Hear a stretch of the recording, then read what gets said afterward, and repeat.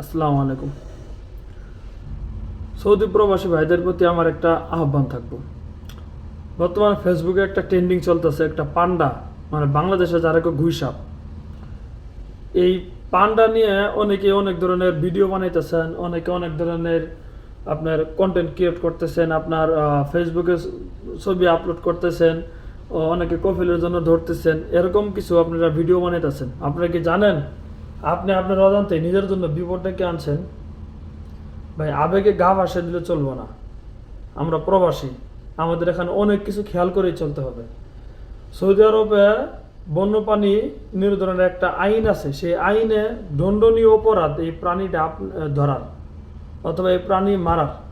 সেটা বলতে পারেন সৌদি নাগরিকেরা ধরতেছে, খাইতেছে, অনেক কিছু করতেছে, তাদের হয় না, আমাদের কি হবে? ভাই, আপনি তো সৌদি প্রবাসী, আপনি জানেন সৌদি আরব প্রবাসীদের জন্য কতটা কষ্টকর, বিশেষ করে বর্তমানে বাংলাদেশের জন্য, বাংলাদেশি মানে প্রবাসীদের জন্য কতটা কষ্টকর। সৌদি নাগরিকরা অনেক কিছুই করে পার পাওয়া যায়।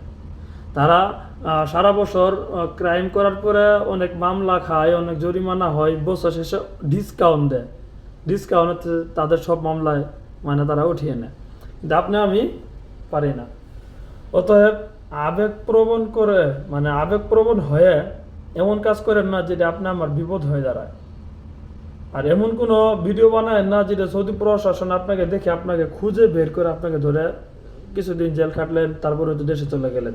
আপনার লাইফ, ছোট্ট একটা ভিডিওর কারণে আপনার লাইফটা ড্যামেজ হয়ে গেল।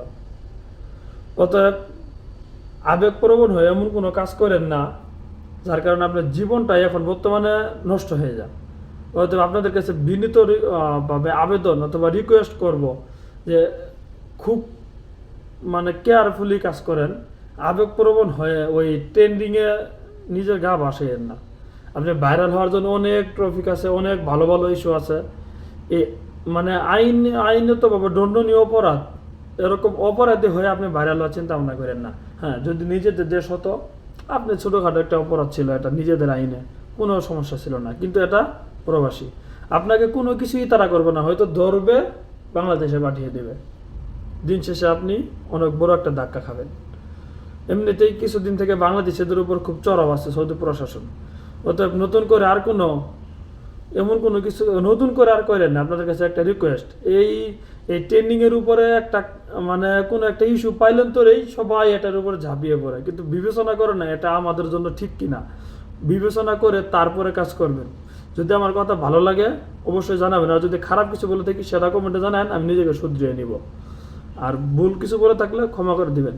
আসসালামু আলাইকুম।